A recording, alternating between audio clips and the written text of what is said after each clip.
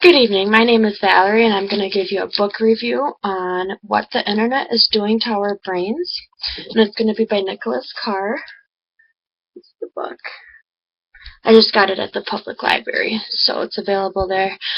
This book is really fascinating. It speaks about what the internet and technology in general is doing to our brains today in society and how it's affected us from the future since it's been invented into currently now as it's progressing and changing daily with different inventions that come up. When the internet was first invented, no one ever thought it would be developed to what it is today.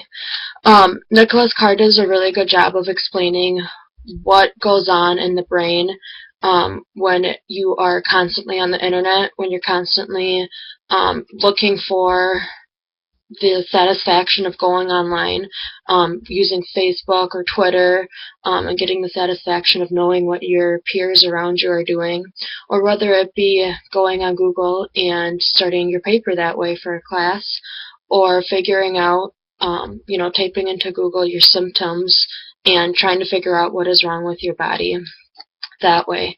So no one ever expected the internet to drastically grow as fast as it did.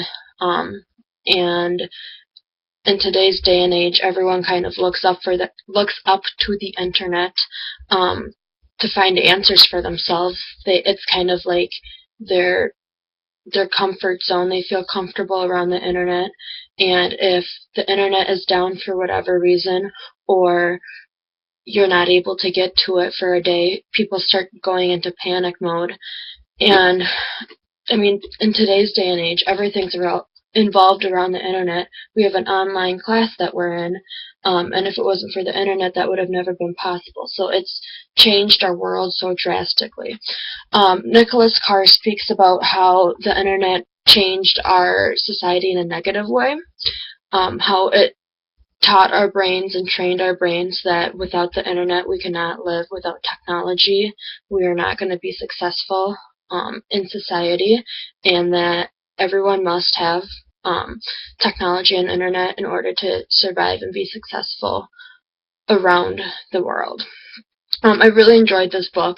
It was laid out very easy to read. It wasn't full of a whole bunch of theories. It did have a few theories in it, but it was mostly facts, Carr's thoughts about the topic, and then some studies that supported it. I really highly recommend this book. It does kind of open up your mind to think about the internet in a different way, and it makes you realize that we are constantly on technology, and we should really start limiting that because it's making life better, but at the same time, is it really, or is it making things more complicated?